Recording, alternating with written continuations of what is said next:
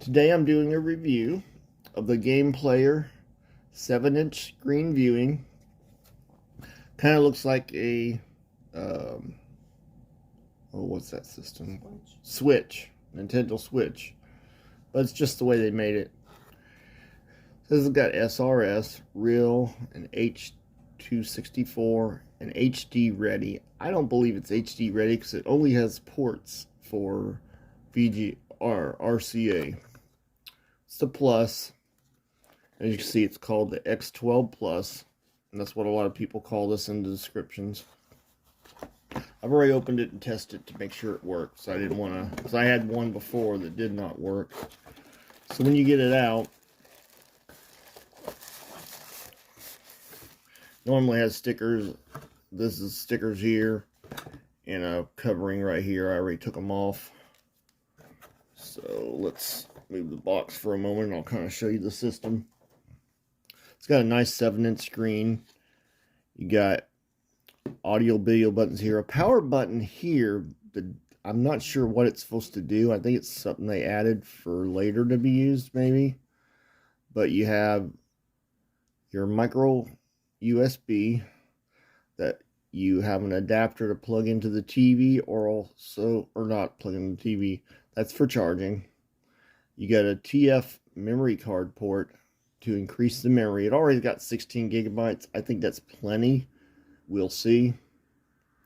You got your regular power to start, and then there's your audio video out to plug onto hook this to a TV, which we'll show later. Then you got your back camera because you can take movies.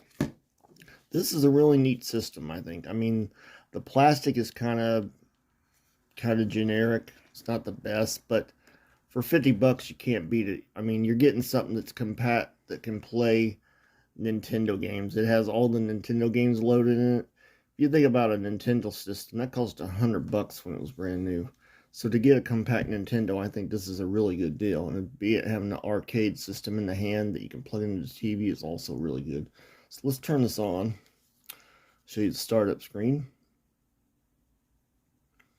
Kind of shows some games that it's supposed to be able to play.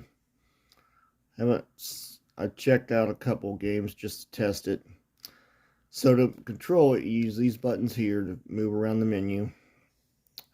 You hit B, which is right here, to activate.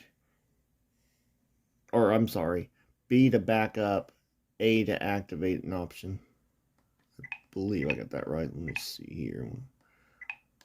So we go down to here, and a lot of people go to this section and say it's only got 500 games in it. So I'm going to press the A. I think it is.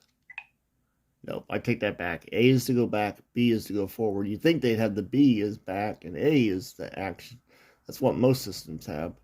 But they've kind of got it like that. So you hit B to activate, and you click down to directory list to get the list. Now, a lot of videos show you 500 games. That's all that's on this system. That's not true. And yes, it's got a lot of games. It's got 500 games listed here. And we'll just play I'll start the turtles just to show you what it looks like. Show you the quality of the turtles. And this is a Game Boy Advance game that we're playing on here. And you know the quality of Game Boy Advanced. So that's why it probably will be a little grainy.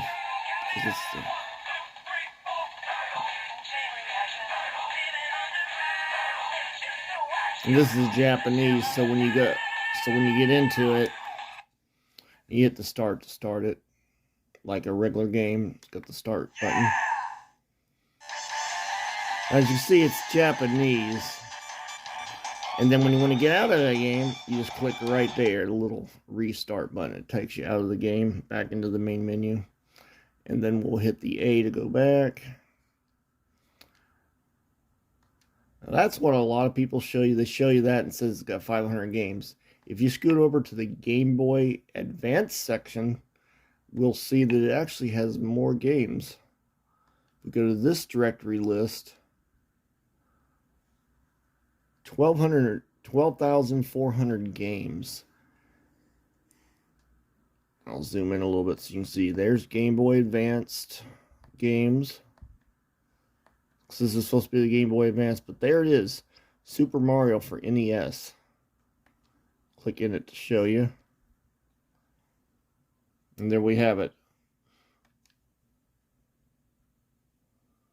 And we'll start it. Just show you a few minutes.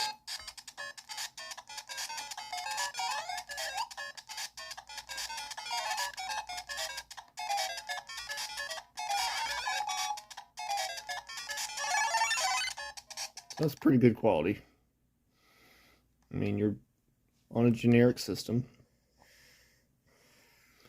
And then you have these regular games that take you right into popular games like Contra. That's one of my favorites. See Contra real quick. Hit the restart. And every one of these games have a built-in save feature. So you can actually save an NES game right where you're at.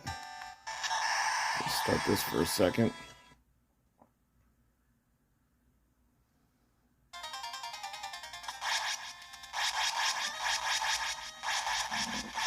Really good quality.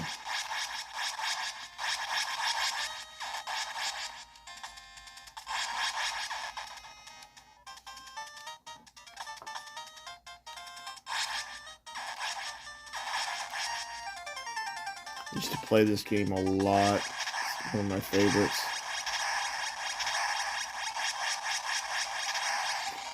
Get out of that. And if we go back, oh, no,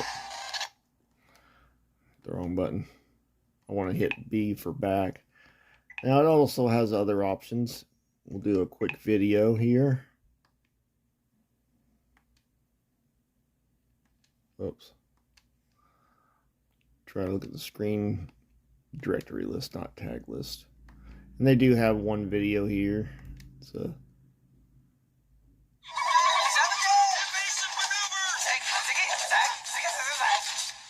I'd go with or what? To survive in Africa, they'll have to get in touch with their wild. That was video. It also has music. It's got one generic song in there. Play it for just a second here.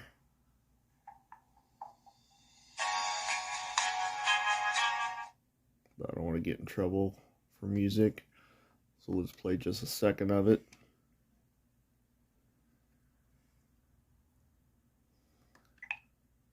Also does an ebook. It's got one book in there to show you an ebook, how it looks. It's pretty good. Little joke there. So we'll get out of that.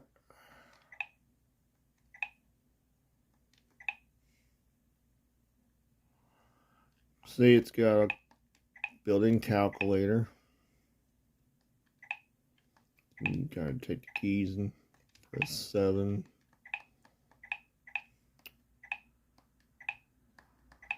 Do plus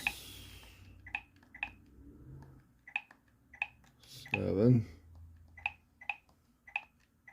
Let's see if I can count. 14. That's right. So you got a calculator. You got a stopwatch.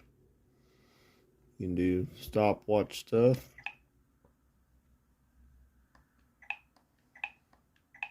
Calendar. Myself, I think it's cool.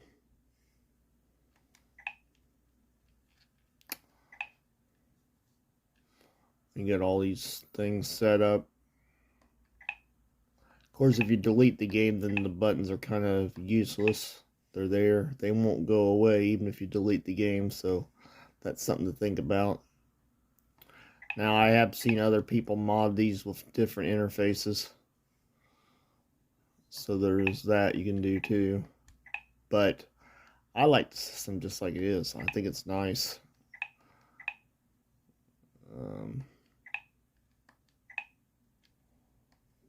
I mean, you look here, you got all the great names. Teenage Ninja Turtles, Crash Bandicoot. this in a little bit here.